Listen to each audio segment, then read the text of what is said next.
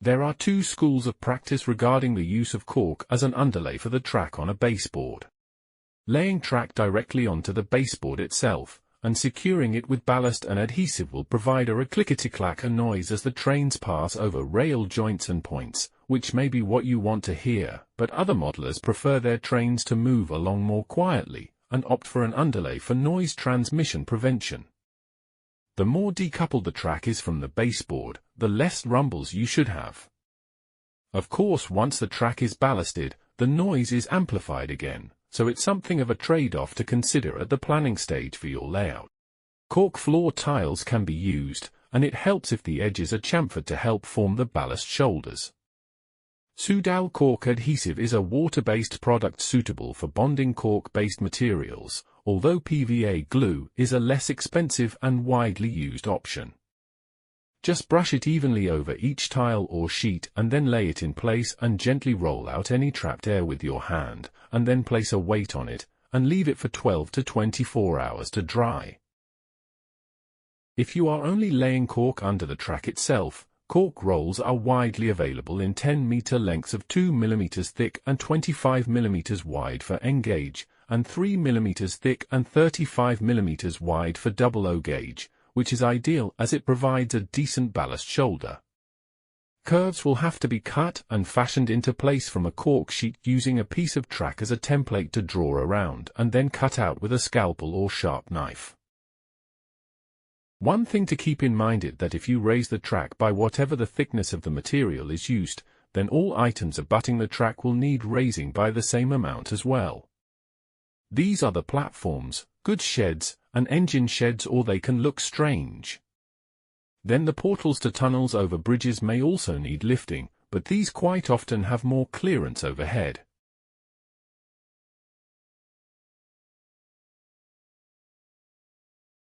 Planning out the permanent way is essential for reliable operation, whether using Peco's set track or other makes of nickel-silver track sections.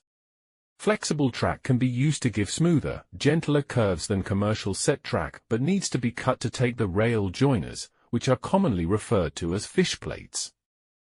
These are needed to join the lengths of track together.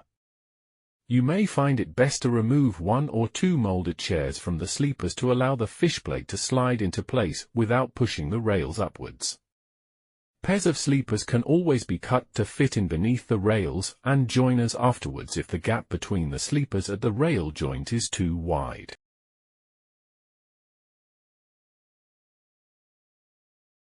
We'll be going into the wiring of DCC and DC layouts in another video, but for now, we'll be working with a DC layout where the electrical power is provided directly to the track in the form of a continuous current, and a bus wire is the easiest way to supply the whole layout.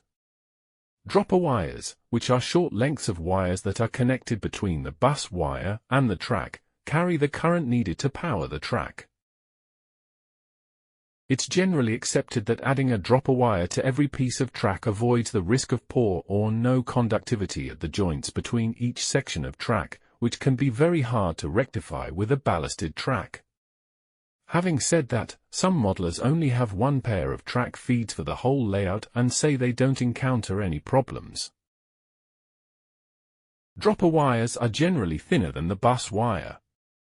As a rule of thumb, 16 0.2 mm gauge wire, or 20 AWG, is ideal for medium-sized layouts with a power bus spanning up to 30 feet or 10 meters, and are soldered to either the flat bottom of the rail, or on one side of the rail, and that choice is down to the preference of the modeler. There are pre-wired fish plates available for those who don't want to solder, although this can work out to be more expensive, but both methods will get the job done with great convenience and little fuss. You only need to strip a few millimeters off the end of the wires, just enough to be able to bend it into an L shape, then flux it and tin it ready to solder to the underside of the rail. The place they will be soldered to the track will have to be filed to provide a key for the joint, which may mean clipping out a sleeper, and then flux and add solder to that point. Then add the L to it by soldering it lengthways along the rail.